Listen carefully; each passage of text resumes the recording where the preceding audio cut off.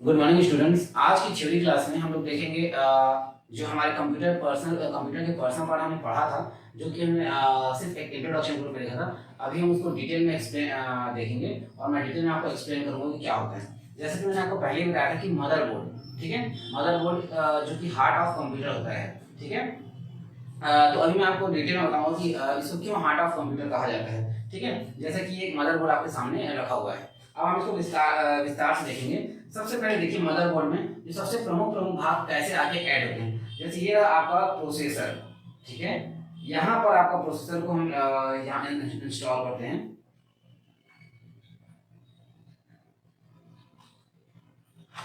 इस तरीके से आप देख सकते हैं यहाँ पर हमारा प्रोसेसर इंस्टॉल होता है। इसमें प्रोसेसर नहीं लगा हुआ है, ठीक है, जस्ट एक यूजर स्लॉट है, ठीक है। सबसे कंप्यूटर का आपका सबसे प्रमुख भाग, तो यहाँ पर प्रोसेसर इंस्टॉल होता है। उसके बाद ये जो आप देख रहे हैं यहाँ पर दो स्लॉट बने हुए हैं, ये रैम का स्लॉट है आपके कंप्यूटर के प्राइमरी मेमोरी का। उसके बाद आप देख सकते हैं ये हीट सिंक जो आपके टेम्परेचर को मेंटेन करता है, टेम्परेचर को कम करता है, ठीक है। इसके बाद जो हमारा एक और प्रमुख भाग है वो आप देख सकते हैं यहाँ पर दो कनेक्टर्स बने हुए हैं। ये जो कनेक्टर है, ठीक है, ये कनेक्टर जो होते हैं वो आपके सिस्टम के में हार्ड डिस्क और ऑप्टिकल डिस्क ड्राइव, ठीक है, हार्ड डिस्क और ऑप्टिकल डिस्क ड्राइव को जोड़ने के लिए होते हैं, ठीक है। उसके बाद हम देख सकते हैं यहाँ पर एक पॉइंट बना हुआ है, ठीक है। इसको बोलते हैं सीमॉस बैटरी पॉइंट, ठीक है। सीमॉस बैटरी यहाँ पे लगाया जाता है, जिससे हमारा जो कंप्यूटर का डेट और जो टाइम है, ठीक है, वो लगातार चलते रहता है, जिससे कि इंटरनेट कनेक्शन या फिर किसी और चीज में जो सेटिंग हम कर रहे हैं वो सेटिंग लगातार, चाहे हम सिस्टम शट डाउन कर दें, लगातार साथ चलते रहता है, ठीक है। तो ये कहलाता है हमारा सीमॉस बैटरी, ठीक है। तो उसके बाद हम अगला ऑप्शन देखते हैं, ये वाला, यहाँ पर जो दो पोर्ट बने हुए हैं, ठीक है। इस ये जो होता है वो साटा पोर्ट है और ये हमारा ये हमारा पाटा पोर्ट है और ये हमारा साटा पोर्ट है। वर्तमान में जो कंप्यूटर में तेज रफ्तार से डाटा ट्रांसफर करने के लिए साटा पोर्ट का यूज किया जा रहा है। यहाँ पर दो दिए हुए हैं, आप देख सकते हैं, एक हार्ड डिस्क और एक ऑप्टिकल डिस्क ड्राइव को ऐड करने के लिए, या दो हार्ड डिस्क एक साथ ऐड कर सकते हैं, ठीक है। यहाँ पर आप देख सकते हैं 3 एक्सपेंशन स्लॉट दिए हुए हैं। एक्सपेंशन स्लॉट के बारे में हम आगे पढ़ेंगे विस्तार से, पर यहीं पर भी मैं आपको बताता हूँ एक्सपेंशन स्लॉट वो स्लॉट होता है अगर आपको अपने कंप्यूटर में कोई फंक्शन नहीं है और आप चाहते हैं कि हम अपने कंप्यूटर में वो फंक्शन डालना चाहते हैं, तो आप डाटा बोर्ड अलग से खरीद कर इस सिस्टम में इस एक्सपेंशन स्लॉट पे आप उसको ऐड कर सकते हैं, जिससे आपका जो सिस्टम का वो क्षमता जो इसमें नहीं है आप अलग से इनबिल्ट कर सकते हैं। जैसे ये हमारे पास ये कार्ड है, हम चाहें तो इस कार्ड को इस तरीके से इसमें इनबिल्ट कर सकते हैं, ठीक है। ये इस तरीके से इसमें लगाया जा सकता है। आप देख सकते हैं यहाँ पे स्लॉट बना हुआ है और आप यहाँ पे इसको लगा सकते हैं, ठीक है, ये इस तरीके से, ठीक। तो ये है हमारा, ठीक है, मदरबोर्ड का एक्सपेंशन स्लॉट। अभी हम देखेंगे, ये तो हो गया कुछ डिवाइसेस जिसको हम इंटरनली कनेक्ट करते हैं। अब हम एक्सटर्नल साइड से बहुत सारे डिवाइसेस को कनेक्ट कर सकते हैं। ये सब ट्रांजिस्टर वगैरह हैं, ठीक है। एक्सटर्नल डिवाइस, ऑडियो डिवाइस, ठीक है, ऑडियो वीडियो आप कनेक्टिविटी कर सकते हैं, आप इथरनेट कनेक्टिविटी यहाँ से कर सकते हैं। ये यूएसबी पोर्ट है जिससे आप प्रिंटर और बहुत सारे डिजिटल पर्सनल असिस्टेंट, मोबाइल, ठीक है, आजकल जितने भी एक्स्ट्रा डिवाइसेस आ रहे हैं सब यूएसबी पे ही वर्क करते हैं। उसके बाद हम लोग देख सकते हैं यहाँ पर पैरेलल पोर्ट है, हमारे पास 3 पैरेलल पोर्ट है, ठीक है, ये वीजे पोर्ट है सॉरी, ठीक है, जिससे हम मॉनिटर वगैरह ऐड कर सकते हैं। और ये हमारे पैरेलल पोर्ट है जिससे हम प्रिंटर, ठीक है, और बहुत सारे दूसरे ग्राफिक्स ऑप्शन को यूज कर सकते हैं। यहाँ पर फिर से दो हमको जो नीचे यूएसबी पोर्ट दिया वैसे ही 2 यूएसबी पोर्ट यहाँ दिया हुआ है, ठीक है। और यहाँ पर आप देख सकते हैं PS2 पोर्ट दिया हुआ है। PS2 पोर्ट सिर्फ कीबोर्ड और माउस के लिए है, ठीक है, एक कीबोर्ड के लिए और एक माउस के लिए। वर्तमान में इनका यूज धीरे धीरे खत्म होते जा रहा है क्योंकि हम ज्यादातर जो कीबोर्ड और माउस रहते हैं वो यूएसबी पोर्ट से बना हुआ होता है, ठीक है। तो ये कंप्लीटली हमारा जो मदरबोर्ड है मैंने आपको बताया, ठीक है। इसमें मैक्सिमम पार्ट, ठीक है, मैक्सिमम पार्ट जो है आपके कंप्यूटर के इससे सीधे या फिर किसी दूसरे माध्यम से आकर इससे जुड़ते हैं, अर्थात केबल के माध्यम से। परंतु हर डिवाइस को मदरबोर्ड से आके जुड़ना अनिवार्य होता है, ठीक है, तभी हम वो डिवाइस प्रॉपर्ली आपके सिस्टम के साथ वर्क कर पाता है। तो ये था हमारा मदरबोर्ड, ठीक है।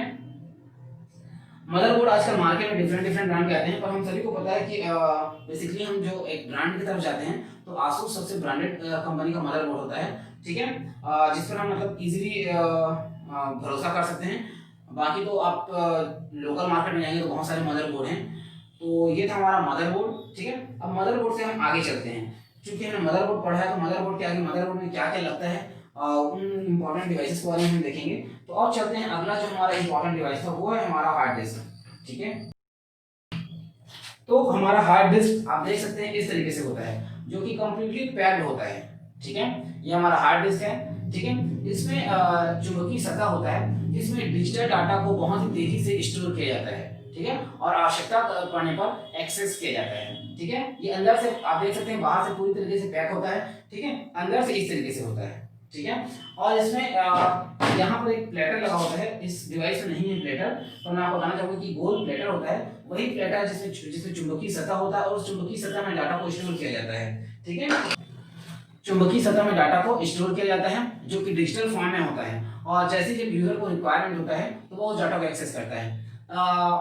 हार्ड डिस्क का सबसे जो मुख्य बात यह है कि हार्ड डिस्क में डाटा को आप जब स्टोर करते हैं तो वो परमानेंटली स्टोर होता है। Permanently store in the sense, जिसको आप आज स्टोर करेंगे, 10 दिन बाद, 10 महीने बाद, 10 साल बाद भी आप उसको एक्सेस करना चाहें तो इजीली एक्सेस कर सकते हैं, ठीक है। इन हार्ड डिस्क को सुरक्षित करने के लिए इसको पूरी तरीके से पैक किया जाता है ताकि किसी भी तरीके से मॉइस्चर ना जाए, ठीक है। और दूसरा, आपको हार्ड डिस्क के बारे में आपको एक चीज बता दूंगा, अगर आप चाहते हैं कि आपका हार्ड डिस्क लंबी लाइफ चले, ठीक है, लंबी लाइफ जिए, तो इसके लिए आपको सिस्टम को प्रॉपर शट डाउन करना पड़ेगा, ठीक है। प्रॉपर शट डाउन का मतलब ये है कि आप सिस्टम को सीधे पावर बटन से बंद नहीं करेंगे, आपके सिस्टम में शट डाउन का बटन होता है, उसको प्रेस करते हुए सिस्टम को बंद करेंगे। इससे क्या होता है, अगर आप सीधे बंद करेंगे तो ये हेड असेंबली है, ये अगर यहाँ जाके रुकता है और आपका कंप्यूटर के प्लेटर पे ये बना रहता है, तो वहाँ पर वो मॉइस्चर के चलते, नमी के चलते कुछ खराबी आ सकता है। परंतु अगर आप प्रॉपर शट डाउन करेंगे तो ये हेड इस तरीके से अपनी जगह पे आएगा और अपनी जगह पे आके प्रॉपर रुकेगा, जिससे क्या होगा कि वो प्लेटर के ऊपर नहीं रहेगा, और प्लेटर के ऊपर नहीं रहेगा तो आपका प्लेटर की जो लाइफ है, ठीक है, वो बनी रहेगी, ठीक है। तो आप समझ गए होंगे कि किस तरीके से हम अपने सिस्टम के हार्ड डिस्क की लाइफ को लंबा कर सकते हैं, ठीक है। तो ये था हमारा हार्ड डिस्क।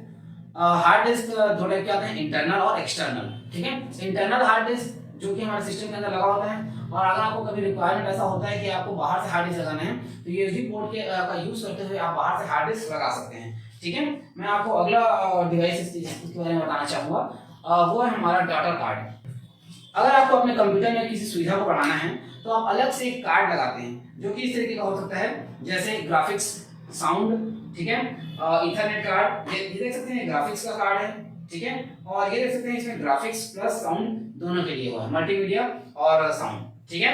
और इथरनेट पुराने सिस्टम में जो पुराने मॉडल के सिस्टम होते थे, अगर आज से 10 से 15 साल या 20 साल पहले की बात करें तो हर सिस्टम में हमको मदरबोर्ड पे अलग से लगाना पड़ता था, परंतु वर्तमान में जितने भी मदरबोर्ड आ रहे हैं उनमें ये इनबिल्ट होता है, ये आपको अलग से देखने को नहीं मिलेगा। ये सिर्फ मैंने क्लास लेने के लिए इसको अरेंज किया है ताकि मैं आपको बता सकूं कि एक्चुअल में डाटा बोर्ड होता क्या है, ठीक है। और वर्तमान के सिस्टम में आपको ये अलग से देखने को नहीं मिलेगा, पर इसको फील किया जा सकता है, इसको महसूस किया जा सकता है, क्योंकि जब आप सिस्टम को फॉर्मेट करेंगे और नया ऑपरेटिंग सिस्टम डालेंगे उस समय आपको डाटा साउंड के, इथरनेट के और ग्राफिक्स के अलग से जो ड्राइवर सॉफ्टवेयर होते हैं वो इंस्टॉल करना पड़ता है। ये आप देख सकते हैं, जब तक आप वो ड्राइवर सॉफ्टवेयर नहीं डालेंगे ना साउंड क्रिएट होगा आपके सिस्टम में, ना ही ग्राफिक्स आएगा। उसका कारण ये है कि उनमें लगा हुआ हार्डवेयर एक्टिव नहीं हो पाता, ठीक है। तो ये है हमारे डाटा कार्ड, और ये वर्तमान में भी आपके सिस्टम में है, बस ये है कि अलग से नहीं दिखता, ये आपके मदरबोर्ड में इनबिल्ट हो चुका है। अब हम देखेंगे अगला जो हमारा टॉपिक है वो है हमारा मेन मेमोरी। इसको बोलते हैं मेन मेमोरी, ठीक है, या रैम या वोलेटाइल मेमोरी, ठीक है। फिर से ध्यान सुनिएगा, इसको बोलते हैं रैम, रैंडम एक्सेस मेमोरी, या मेन मेमोरी, या वोलेटाइल मेमोरी, ठीक है, या टेम्परेरी मेमोरी, ठीक है। अब इसको ऐसा कहने का कारण ये है क्योंकि मेन मेमोरी से कहते हैं क्योंकि हम जो भी टास्क परफॉर्म करते हैं, वर्तमान में जो भी काम करते हैं, वो काम का जो डाटा है वो हमारे रैम में स्टोर होता है। जैसे कि एक मैकेनिक अगर एक बाइक को एक रिपेयर करता है, तो रिपेयर करते समय उसके पास जो मुख्य जिस पार्ट को ओपन करना होता है, सिर्फ वही टूल्स उनके हाथ में होता है। या वो पूरा टूल बॉक्स लेके हाथ में नहीं चलते हैं। इसका कारण यह होता है क्योंकि सारे टूल बॉक्स को अपने हाथ में लेके चल नहीं सकते और हर टूल को लेने के लिए बार बार मेन टूल बॉक्स में नहीं आ सकते, इससे उनकी गति कम होगी। तो वो सिर्फ वही टूल अपने हाथ में रखते हैं जो उस समय रिक्वायर्ड रहता है। वैसे ही जो मेन मेमोरी होता है सिर्फ उसी डाटा को अपने पास रखते हैं जिसका कार्य उस समय आपका कंप्यूटर करता रहता है। इससे आपके कंप्यूटर की गति कई गुना बढ़ जाती है। इसीलिए आप जितने ज्यादा जीबी का रैम यूज करेंगे, जितनी ज्यादा कैपेबिलिटी का रैम यूज करेंगे, आपके सिस्टम की क्वालिटी, स्पीड की क्वालिटी उतनी ही ज्यादा होगी। ठीक है। लेकिन रैम का एक प्रॉब्लम ये है कि रैम में जो भी डाटा होता है वो सिर्फ उसी समय तक के लिए होता है जब तक कि आपका सिस्टम ऑन है। अगर आपका सिस्टम ऑफ होता है तो रैम का डाटा डिलीट हो जाता है। इसीलिए रैम को वोलेटाइल मेमोरी भी कहा जाता है और टेम्परेरी मेमोरी भी कहा जाता है। ठीक है। तो इसका जो बेसिक यूज है और सबसे प्रमुख यूज है सिर्फ और सिर्फ सिस्टम को गति देना है। ठीक है। आपके सिस्टम को अधिक से अधिक गति देना, ये आपके रैम का सबसे प्रमुख उपयोग है। अब हम आते हैं पावर सप्लाई यूनिट की तरफ। ठीक है। Power supply unit. ठीक है। तो आप सभी को मैंने power supply unit last class में बताया भी था और दिखाया भी था, परंतु अभी मैं फिर से आपको दिखाने की कोशिश करता हूँ क्योंकि ये हमारे सिस्टम में लगा हुआ है, तो थोड़ा सा आप ध्यान से देखेंगे। ये है हमारा पावर सप्लाई यूनिट। ठीक है। यहाँ पर आप देख सकते हैं पीछे से इसको 240 वोल्ट का एसी करंट सप्लाई होता है। ठीक है। पोर्ट बना हुआ है और उसके बाद ये, ठीक है, ये 5 वोल्ट डीसी करंट में, ठीक है, वही करंट उसी करंट को कन्वर्ट करके हमारे सिस्टम को दिया जाता है। तो इस पावर सप्लाई यूनिट का एक दूसरा बहुत ही अच्छा नाम है SMPS, switch mode power supply unit. ठीक है। Switch mode power supply unit इसलिए कहा जाता है क्योंकि ये करंट को स्विच करता है एसी को डीसी में। 220 वोल्ट एसी को 5 वोल्ट डीसी में ये स्विच करता है। ठीक है। तो हम ये कह सकते हैं कि ये SMPS है, switch mode power supply unit. आपको एसी करंट को डीसी करंट में कन्वर्ट करके आपकी आवश्यकता के अनुसार करंट सप्लाई उपलब्ध कराता है। क्योंकि आपके सिस्टम में लगा हुआ मदरबोर्ड हार्ड डिस्क ये सिर्फ और सिर्फ डीसी करंट पे चल सकता है। ठीक है। तो इसलिए हम SMPS का यूज करते हैं। ठीक है। SMPS एक ऐसा डिवाइस है